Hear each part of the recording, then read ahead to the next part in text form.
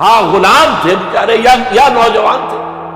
نوجوانوں پر بزرگوں کو خود ہی حق حاصل ہوتا ہے جو چاہے کرے، اور غلام تو ملکیت ہوتا ہے، زندہ ذبح کر دے تبھی کوئی پوچھنے والا نہیں. تو جو بیت رہی تھی بلال پر، ابو فقیہ پر، زنیرہ پر، جو ان پر بیت رہی تھی، جو خباب پر بیت رہی تھی، جس طرح ہلاک کیا گیا ہے حضرت سمیہ کو، حضرت یاسر کو، یہ ساری تکلیفیں انہیں بھی تھی. لیکن کیا اس کا یہ بالواسطہ ایذا محمد کے لیے نہیں تھا صلی اللہ علیہ وسلم؟ آپ کے ساتھی، آپ کے جانثار. لیکن آپ ان سے بھی کیا کہیں، فصبروا فصبروا فصبروا. جب ابو جہل بدترین ٹارچر کر رہا تھا حضرت سمیہ اور حضرت یاسر کو رضی اللہ تعالیٰ عنہما، آپ کے علم میں ہے کیسی کیسی ٹارچر کی ہے. جوان بیٹے کو باندھ دیا ایک ستون کے ساتھ، اس کی نگاہوں کے سامنے برہنہ کیا ہے ماں کو.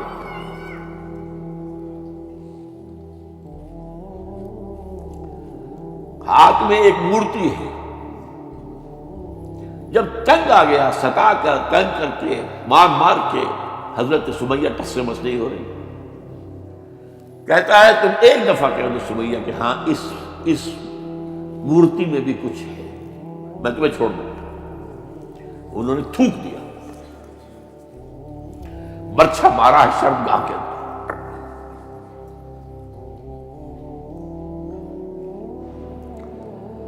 کتنی تکلیف پہنچی ہوگی حضور کو. لیکن آپ گزر رہے ہیں. اصبروا یا آل یاسر فإن موعدکم الجنہ. اے یاسر کے گھر والوں صبر کرو، تمہارے استقبال کی تیاریاں ہو رہی ہیں جنت. یہ سیرت کوئی بناتا سناتا ہے، یہ سیرت. یاسر کے ساتھ کیا کیا ہے؟ 4 اونٹ نر سانڈ، اور ان کے ساتھ رسے باندھ کر ایک رسے سے ان کا ایک بازو باندھا، ایک سے دوسرا بازو، ایک سے ایک ٹانگ، دوسرے سے دوسری ٹانگ. انہیں دوڑایا ہے کہ پرکھتے ہو جیسے. یہ دین ایسے ہی قائم نہیں ہوا. عدل و انصاف کا نظام ٹھنڈے ٹھنڈے قائم نہیں ہوتا، گھر میں آرام سے بیٹھے ہوئے قائم نہیں ہوتا. اور سنیے، 3 برس شیب بنی ہاشم کے اندر قید ہے. 3 برس. اور یہاں کی قید پر قیاس نہ کریں. یہاں تو جیل میں کھانے کو ملتا ہے، راشن ملتا ہے، جیسا بھی ملتا تو ہے. اور لیڈروں کے لیے تو کلاس، ایک کلاس بھی کلاس ہے. آپ ان کا تو لیڈر تو لوگ جب آتے ہیں جیل کاٹ کر معلوم ہوتا ہے کہ شاید کسی صحت افزا مقام سے تشریف لا رہے. وہاں کیا تھا؟ Total boycott. ایک گھاٹی، ادھر پہاڑ ادھر پہاڑ، دونوں طرف جو ہے پہرے. کوئی کھانے پینے کی چیز اندر نہیں جائے گی. اور پورا خاندان بنی ہاشم، وہ بھی کہ جو ایمان نہیں لائے، وہ قبائلی زندگی تھی نا. بنو ہاشم چونکہ حضور کو پشت پناہی چھوڑنے کو تیار نہیں ہوئے، ابو طالب نے آخری وقت تک بھی ساتھ نہیں چھوڑا. ہاں آخری وقت کے قریب ایک بات ہو گئی تھی. ایک مرتبہ تو ہوا کہ وفد آیا ہے قریش کا کہ اپنے بھتیجے کو روک لو، وہ ہمارے معبودوں کی توہین کرتا ہے. ابو طالب نے بلایا اور آپ سے کہا کہ یہ کچھ اپنے رویے کو بدلے. آپ نے فرمایا چچا جان، اب تو چاہے یہ میرے ایک ہاتھ پر سورج اور دوسرے پر چاند رکھ دے، میں اپنے اس مشن کو چھوڑ نہیں سکتا. یہ ہے استقامت. اور ابو طالب کے عین انتقال کے وقت کو معاملہ ہوا جب وفد آیا ہے کہ ٹھیک ہے اب ہمارا جو ہے صبر کا پیمانہ لبریز ہو گیا ہے، اب ٹھیک ہے آ جاؤ میدان میں، تم ساتھ چھوڑنے کو تیار نہیں. ابو طالب نے بلایا، بھتیجے مجھ پر اتنا بوجھ نہ ڈالو جو میں برداشت نہ کر سکوں.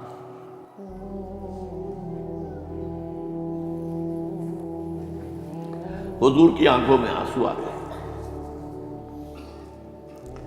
چچا جان اب تو یا یہ بات پوری ہوگی یا میں اپنے آپ کو ختم کر دوں، اسی میں ختم ہو جاؤں.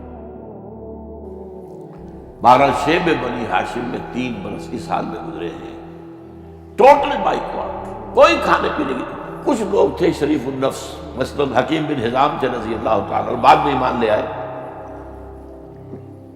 حضرت خدیجہ کے وہ رشتہ دار تھے، وہ پہاڑ پر چڑھ کر ایک طرف سے رات کی تاریکی میں، دونوں دروازے تو بند ہیں، پہاڑ پر چڑھ کر چوٹی سے نیچے اتر کر کوئی چیزیں کھانے پینے کی دے آئے بس اللہ، کوئی اور ایک آدھ ہوگا ایسا۔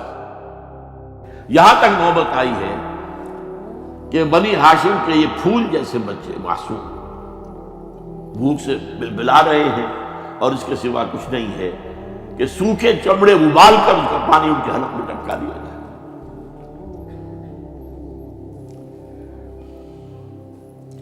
اور جو ہوا وادی طائف میں،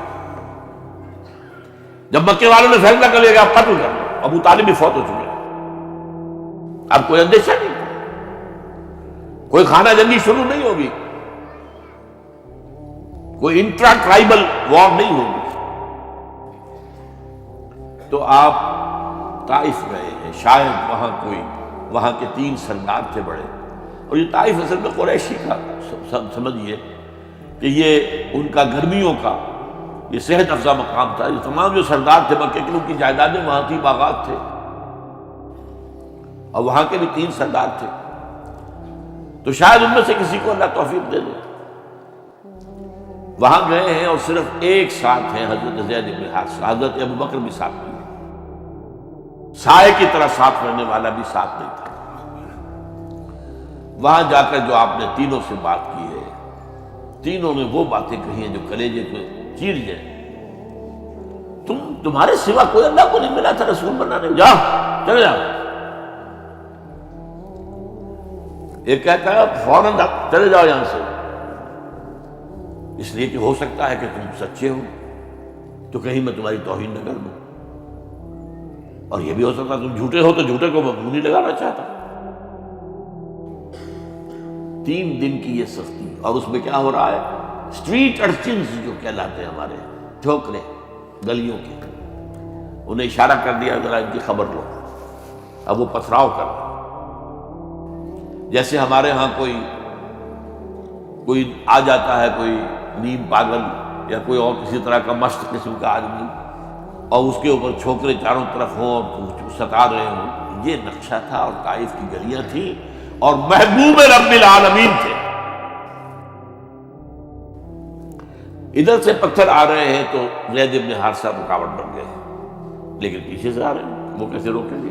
پیچھے جاتے ہیں تو ادھر سے آ رہے ہیں۔ جسم لہو لہان ہے، خون رس رس کر زخموں سے جوتیوں میں آ کے جم گیا ہے۔ پھر وہاں سے آپ نکل کر گئے ہیں، ایک باغ میں تھوڑی سی پناہ لی ہے تھوڑی دیر کے لیے، جوتے بڑی مشکل سے اترے ہیں، خون جمع ہوا، اور وہ جو پھر دعا نکلی ہے آپ کے، وہ کلیجے کو چیر جانے والی ہے۔ اللہم الیک اشکو ضعف قوتی وقلت حیلتی وحوانی علی الناس، اے اللہ تیری جناب میں فریاد لے کر آیا ہوں، اپنی قوت کی کمی کا، اپنے وسائل کی کمی کا، اور لوگوں میں جو رسوائی ہو رہی ہے۔ الا من تکلنی الا بعید یتجہمنی او الا عدو ملکت امری، مجھے کس کے حوالہ کر دیا، مجھے دشمن کے حوالے کر دیا جو چاہے میرے ساتھ کر دے۔ فریاد ہے کہ نہیں؟ بڑی زوردار فریاد ہے، بڑی زوردار، لیکن پھر مقام عبدیت کا ظہور ہوتا ہے۔ ان لم یکن علی غضبک فلا ابالی، اے اللہ اگر تو ناراض نہیں ہے، مجھے اندیشہ یہ ہو گیا کہ کہیں تو ناراض تو نہیں ہو گیا، کہیں تو نے میرا ساتھ تو نہیں چھوڑ دیا، اگر تو ناراض نہیں تو مجھے کوئی پرواہ نہیں، جو ہو سو سر تسلیم خواہ میں جو مزاج یار میں۔ واپس آئے ہیں تو مکے میں داخل نہیں ہو سکتے تھے، وہاں تو قتل کا فیصلہ ہو چکا، باہر ہی آپ نے ڈیرا لگایا، زید بن حارثہ کو بھیجا، فلاں شخص کے پاس جاؤ کہ تم اگر امان میں لے لو محمد کو تو محمد آ جائے، میں تو میری یہ پوزیشن نہیں ہے، میں قریش کے مقابلے میں امان نہیں دے سکتا۔ دوسرے کے پاس بھیجا، اس نے بھی کچھ ایسے جواب دے دیا۔ تیسرے کے پاس جب گئے حضرت زید، مطعم بن عدی، اس نے کہا ٹھیک ہے، میں امان دیتا ہوں محمد کو، وہ آ جائے مکے میں۔ حضور سے آگے کہا، حضور نے فرمایا نہیں جا کر کہو، آ کر لے کر جا۔ کیوں؟ کیا پتہ اچانک جو ہے میرے داخل ہوتے ہی کوئی مجھ پر حملہ کرے، قتل کر دے۔ وہ تو یہ کہہ سکے کہ ہمیں کیا پتہ تھا کہ مطعم نے جو ہے امان دی ہے، I never knew it۔ اب یہ قبیلے کے اندر یہ ہوتا تھا کہ ایک نے امان دے دی، سب کی طرف سے امان ہے۔ لہذا حضور نے فرمایا آ کر لے کر جاؤ۔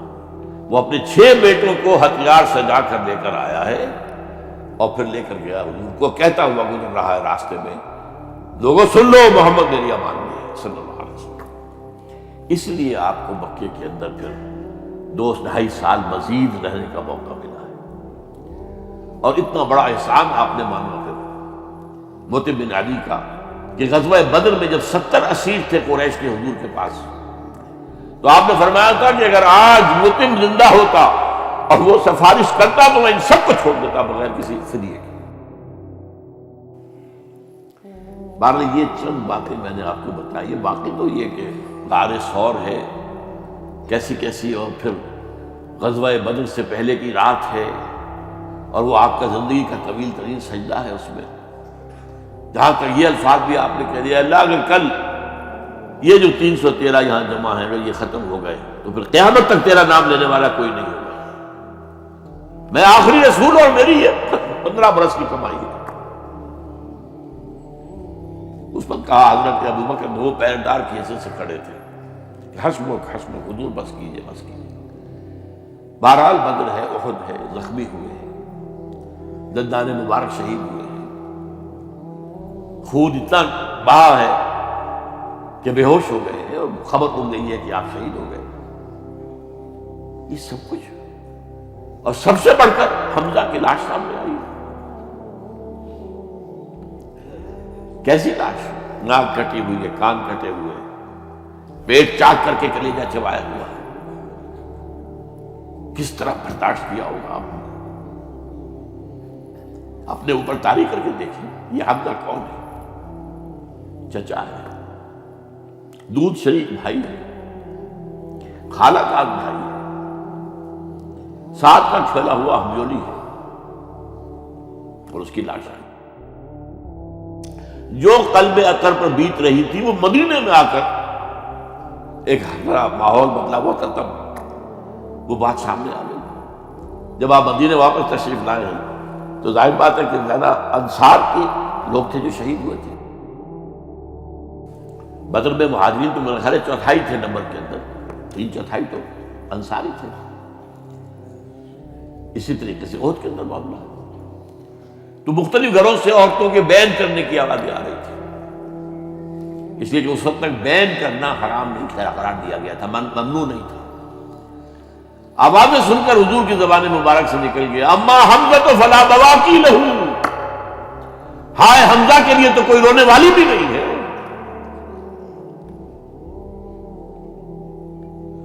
اس پر پھر صحابہ نے، انصار نے اپنے ہاں کی خواتین کو حضرت صفیہ کے ہاں بھیجا، وہ سگی بہن تھی، وہاں انہوں نے جا کے بھی تعزیت کی بہن کی۔ غزوہ احزاب کا آپ نے سن لیا، اسوہ رسول پر نہ معلوم کیا کیا باتیں تھیں لوگوں میں مشہور ہو گئی ہیں۔ اسوہ کا لفظ آیا کہاں ہے قرآن میں؟ سورہ احزاب میں۔ وہ اسوہ کیا تھا؟ جب خندق کھودنے کا فیصلہ ہوا ہے تو خندق کھود رہی ہے، حضور بھی لگے ہوئے ہیں، بھاری بھاری پتھر اٹھا کر کندھے پر لا کر باہر پھینک رہے ہیں، پتھریلی زمین تھی، ایک پتھر کسی سے ٹوٹا نہیں تھا، تو حضور نے جو ہے 3 دفعہ جو اس کی مطلب لگائی تب ٹوٹا ہے۔ لیکن یہ کہ کئی دن کے فاقے ہو چکے تھے، کھانے کو کچھ نہیں، پورا محاصرہ تھا، 12,000 کا لشکر گھیرے ہوئے، یہاں تک کہ آپ کو معلوم ہے کہ گھروں کے اندر بیت الخلاء تو نہیں ہوتے، باہر جاتے تھے قضاء، اس کا کوئی امکان نہیں تھا۔ شدید ترین آزمائش جو ہوئی ہے اس کا نتیجہ ایک طرف یہ نکلا کہ منافقین کا نفاق ان کی زبانوں پر آ گیا۔ قرآن مجید میں ہے یہ، انہی آیات میں ما وعدنا اللہ ورسولہ الا غرورا، ہمیں تو اللہ اور اس کے رسول نے دھوکہ دے کے مروا دیا۔ ہم سے کہا تھا کہ قیصر و کسریٰ کے خزانے تمہارے قدموں میں آئیں گے، اور حال یہ ہے کہ اب رفع حاجت کے لیے باہر نہیں جا سکتے، کھانے کو کچھ نہیں۔ اس وقت کچھ صحابہ آئے ہیں حضور صلی اللہ علیہ وسلم سے، دیکھیے فاقے سے کمر دوہری ہوئی جا رہی ہے، ہم نے اپنے پیٹوں پر پتھر باندھے ہوئے، چادروں کے ساتھ پتھروں کسا ہوا تاکہ کمر سیدھی رہے۔ حضور نے اپنا کرتا مبارک اٹھا کر دکھایا، 2 پتھر میں۔ یہ ہے اسوہ، یہ ہے آپ کی سنت، آپ کا اسوہ حسنہ۔ لیکن اس اسوہ حسنہ سے فائدہ کون اٹھا سکتا ہے؟ لقد کان لکم فی رسول اللہ اسوۃ حسنۃ لمن کان یرجو اللہ والیوم الآخر وذکر اللہ کثیرا۔ اسوہ تو اپنی جگہ ہے، قرآن میں ہدایت سب کے لیے، ھدی للناس، لیکن فائدہ اٹھائیں گے صرف متقین، ھدی للمتقین ہے سب کے لیے، اسوہ سب کے لیے ہے، لیکن استفادہ وہی کر سکے گا جو 3 شرطیں پوری کرے: اللہ اور یوم آخر پر ایمان، اور اللہ کا ذکر کثرت کے ساتھ۔ بہرحال یہ میں نے آپ کے سامنے اس حوالے سے رکھا ہے، یہ اسوہ جو ہے حضور کا، یہ ہم پر اتمام حجت ہے۔ دیکھیں نوٹ کیجئے، پوری نوع انسانی پر اتمام حجت، اسلام کا نظام عدل اجتماعی جو قائم کر کے دکھا دیا، حجت قائم ہے۔ اسے انگریزی میں کہتے ہیں اٹس ڈویبل، کیا جا سکتا ہے، یہ کام ہو سکتا ہے، اس لیے کہ زمین پر قدم بہ قدم چل کر یہ انقلاب آیا، محنت سے آیا، مشقت سے آیا، ایثار سے آیا، قربانیوں سے آیا، تکلیفیں جھیل کر آیا، صبر و مصابرت سے آیا، استقامت و مقاومت سے آیا۔ یہاں پر معجزوں کی کار فرمائی نہ ہونے کے برابر ہے۔ یہاں دھوپ سے بچانے کے لیے کوئی اللہ نے صاحبان نہیں دیا، صلی اللہ علیہ الغمام، اور بھوک سے بچانے کے لیے من و سلوہ نازل نہیں ہوئے۔ غزوہ تبوک میں ایسا بھی ہوا ہے کہ 3 مجاہدین کا 24 گھنٹے کا راشن ایک کھجور، ایک نے منہ میں رکھی، کچھ چوس لی، کچھ گلوکوز چلا گیا اس میں سے، دوسرے کو دے دی، اس نے چوس لی، پھر تیسرے کو۔ من و سلوہ نازل نہیں ہوئی، محنت، مشقت، ایثار، قربانی، صبر، مصابرت، استقامت، مقاومت، یہ ہے اسوہ رسول۔